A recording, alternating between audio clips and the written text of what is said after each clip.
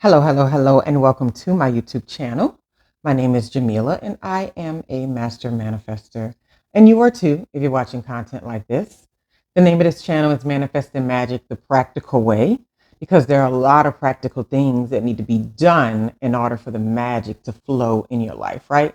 In order for us to be really good co-creators, right? Okay. So I don't think people know how much I enjoy making these videos. Like I really, really do. I look forward to it. And when I don't have the time and space to do it, I'm always just thinking like, when can I get the next moment to be alone so I can make some videos? And so today I thought I was going to be held up because one of my daughters have a half a day, but she's doing her own thing, which is great. So what I'm discussing today is, and I had to put notes on my other phone because, well, I don't remember a lot of things all the time. And it's not age. I don't think it is. Because when I was younger, I remember my mom was saying I didn't remember anything. I only remember what I wanted to. And I was like, I don't even remember stuff that I want to. So I know I've been in La La Land sometimes since I was younger. I'm just in my own head. So I'm like, oh, wait. You know what's so funny? Before I get into this, because today I want to talk about how do you know you are um, working in creation as opposed to working in competition, because we live in a very competitive society, and if you're not aware, you may have the wrong motives for why you do things, right? It's very, very common to absorb other energies around you, especially if it's not something that you regularly get involved in, and then you find yourself in these spaces. It's good. I have a checklist of good questions you can ask yourself to make sure that you are in creation, right? But before that, I I forgot that thing just now. See what I mean? Goodness gracious, it's gonna come back to me again. I'm just gonna go right into my stuff now. um, 5 things that you can ask yourself if you are wondering, am I in a creative mode or am I in a competitive mode, right? You can't have both. People think you can have both, right? But if there's any sense of competition that's in you whatsoever, you therefore kick the ladder down behind you. In the same way that you got to where you're at, someone else can take it. When you're in creative mode, there's no kicking down the ladder behind you. You're always in the mode of bringing other people up. And you know that no one can take your place because what you're doing is very unique to who you are, right? So 5 things, if you want to make sure that you're not in a competitive mindset, right? Because I got to watch myself with this sometimes too, because it happens.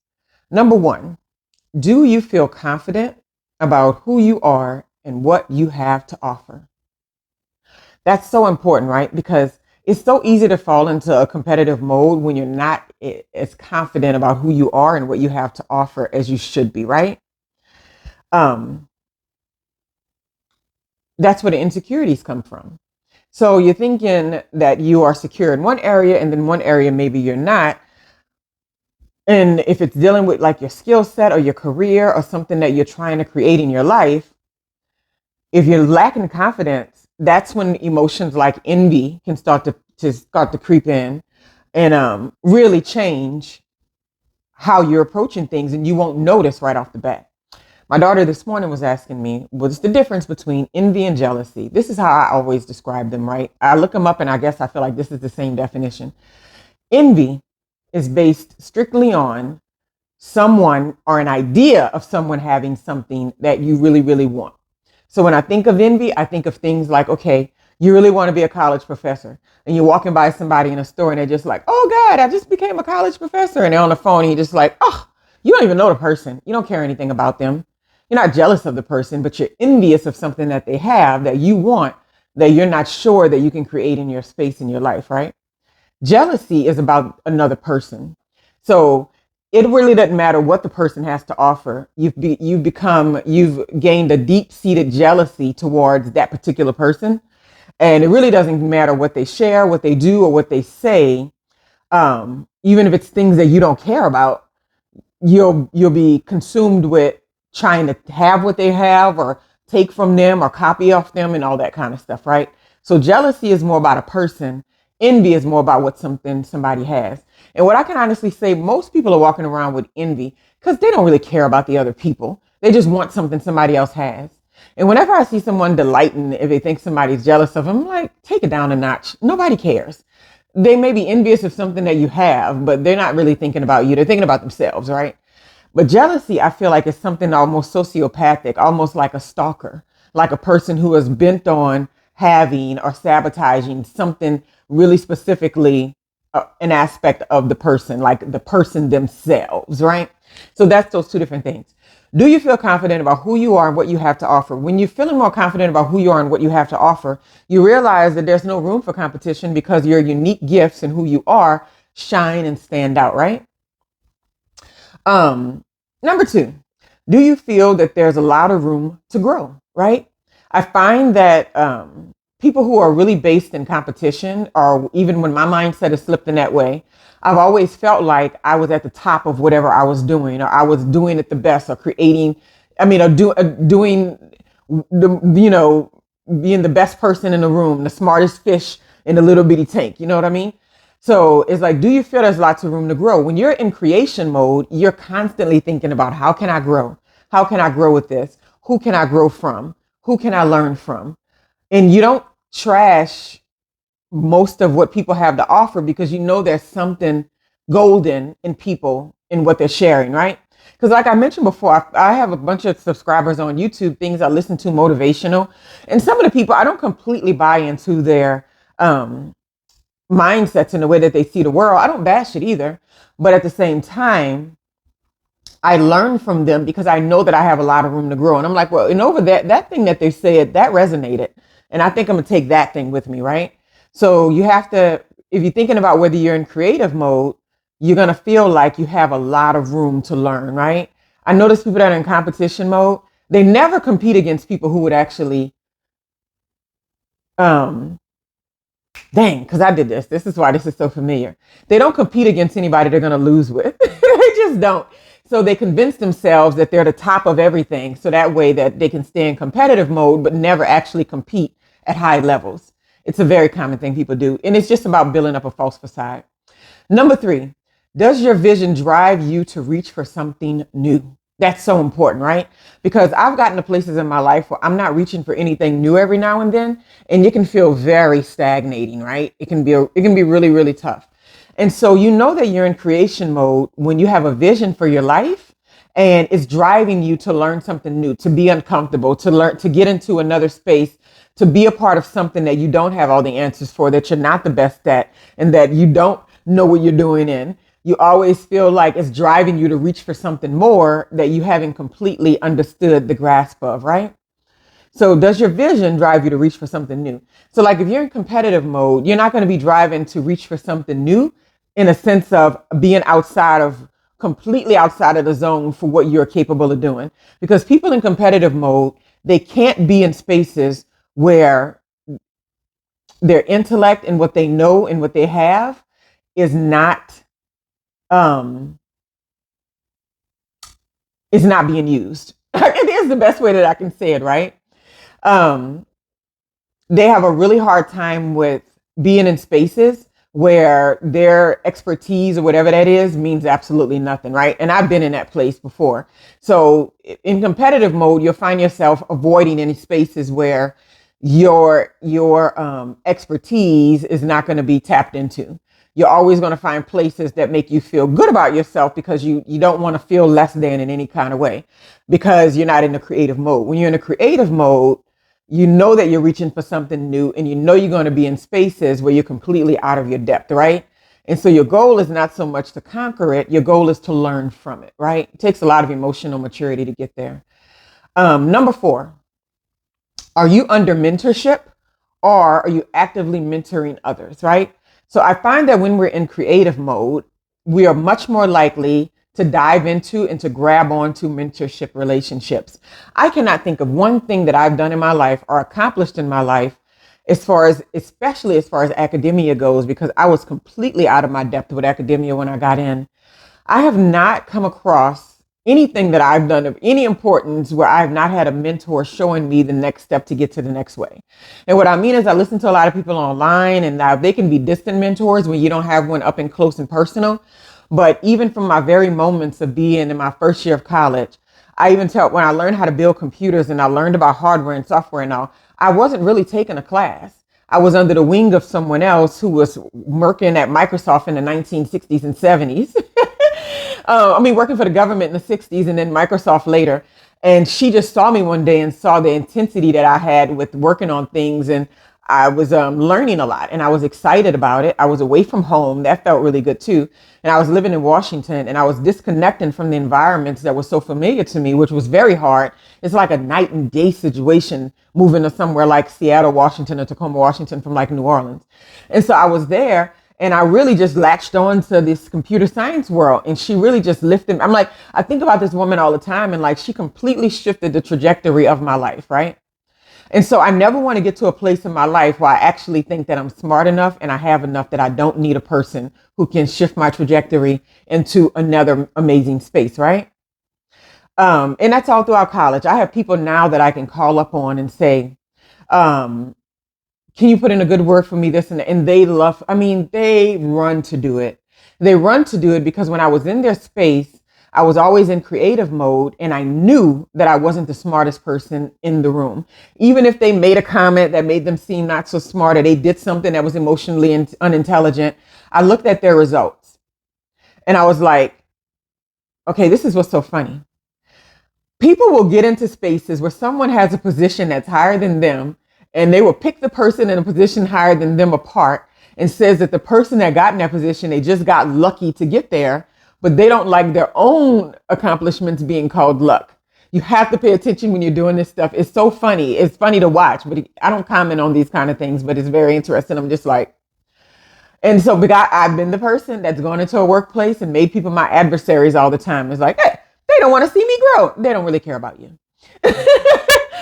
And so when I got into the mode where I realized these people don't really care about me, not in that kind of way, I was much more able to receive in every university I've been to, working on degrees and all that. I had a really solid mentor, male, female, different ethnicities from different countries. Don't even matter. If I latch on to what you can, if I can grow with you and I show you that I respect your position, I respect where you are and what you've accomplished so far, it'll take you so much further. Because they want to bring you into this circle, but they want to know that you're worthy of coming into that circle, of getting to this next level of things that you want to get to, right? So just remember that. Are you under mentorship or are you mentoring others? So I have not been in a place big time. So I've mentored other students. I used to be in a mentorship program where I got new students every semester. And so I was like 30 years old mentoring women that were like 50 and 60 sometimes. I completely forgot about this. It was a leadership program that I was in when I was at one of the colleges community. And they were like, we like our part-time teachers to be a part of the campus. And so I was just like, okay, I'll join this. And they called it SWV. And that's the only reason why I remember it, because it was the singing group name. And it was called Students with Voices. And I did it for about 4 semesters. And what it was having benchmarks and landmarks with these students and their progression and where they were going and what they were working on. And I remember coming across this 19-year-old girl who I felt should be mentoring me. I was like, you get it. What are you working on? And I remember running across this woman who was in her late 50s, early 60s. And I remember giving them books. I gave one lady a book. I can't even remember the name of the book I gave her. But I've always been thinking like that. I remember she tried to give me the book back. And I was like, no. But she was sending me a message saying I helped her so much. I completely forgot about all of that.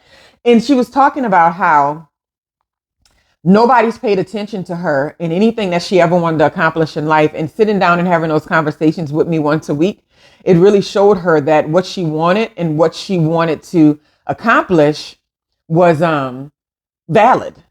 So when you're able to open those sort of doors for people and you're intentionally open those doors, like you're doing it under the full faith of, I want them to succeed. It has nothing to do with me.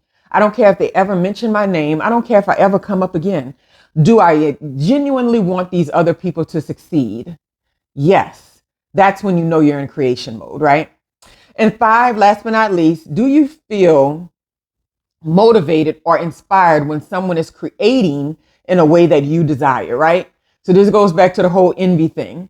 That's a big deal, right? Because we can be uninspired sometimes when we feel like people are much further along in some area than us, right? We can be unmotivated because we feel like, oh, well, they got it. I'm never going to get it, right? And that's just not true.